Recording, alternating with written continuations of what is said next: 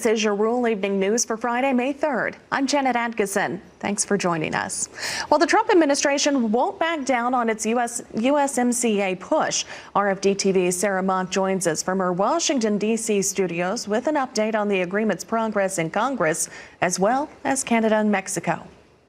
Well, pressure continues to mount on the USMCA process, with lawmakers at the White House just yesterday talking to the president about removing those steel and aluminum tariffs.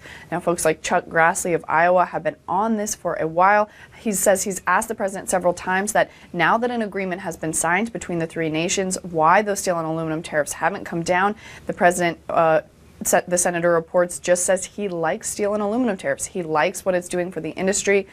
So at the moment, it seems like there's a bit of a stalemate on that front. Those senators have warned that a failure to remove those tariffs could cause the deal to fail in Congress.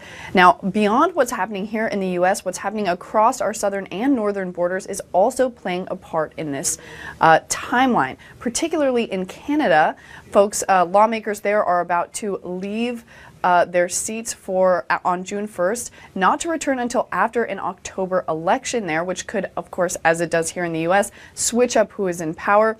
Though we are hearing from some former Canadian trade officials that it's unlikely to have a significant impact on the long-term prospects of the deal. Current polls now show the Conservatives are ahead of Mr. Trudeau's Liberals. But between the Liberals and the Conservatives, they have the dominant share of the vote by a long measure.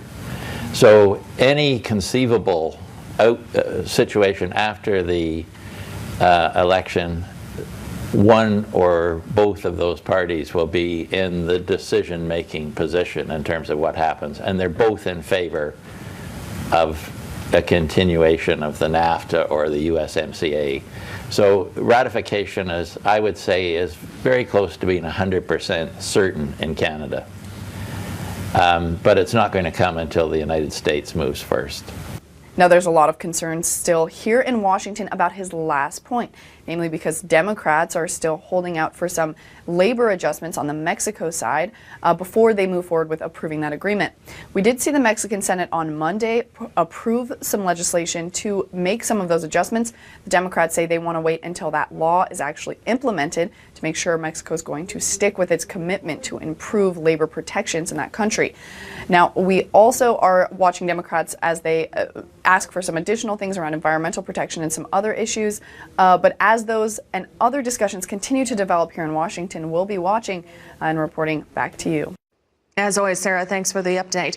And in other trade news, U.S.-China negotiations seemingly pick up a bit of steam after talks this week in Asia, and more next week scheduled in